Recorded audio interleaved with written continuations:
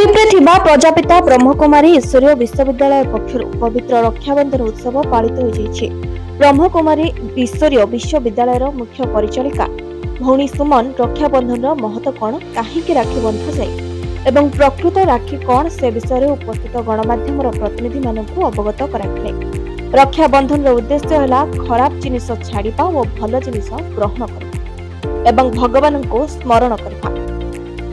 वर्तमान समाज में नारी माननकु सम्मान देवा, सेमाननकु स्नेह श्रद्धा करबा सहित जड़े रिक्शा चालक हेउ किंबा अनाथ पिला समस्तଙ୍କୁ समान दृष्टि देखिबा एवं सेमाननकु राखी बांधी सेमाननक सहित मिठा मिठा कथा कहबा भली कार्यक्रम 5 दिन हेबो पारादीप रे थिबा प्रजापिता ब्रह्मकुमारी ईश्वरीय विश्वविद्यालय पक्षरु पालन करा जायछि बोली मुख्य परिचालिका प्रकाश करते। तो राखी है कौन ना भगवान आमको रक्षा कर मनीष आज 5 विकार बसीभूत ही दुखी होजे दुखी होगा सहित अन्य को दुखी कराऊँ। समस्ते आम सम्मान देवा नारी जाति को आम भितर कमी कमजोरी को आज दिन में राखी बांधी आम परित्याग करवा, प्रभु चिंतन करवा, खुशी रहा, भगवान को मन पकेबा, आ मिठा कथा कहवा, कम कहवा, धीरे कहवा। जो प्रोग्राम थिला बहुत भाई भौणी मैंने आसी आम मीडिया भाई भौणी मान पारादीप डका भगवान आसचंती कलिजुगर अंतिम समय आमे तांको परमात्मा को परिचय दे तांको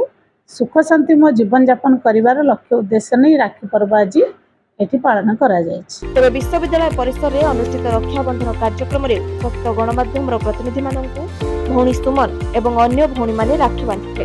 bureau report news prime Odisha.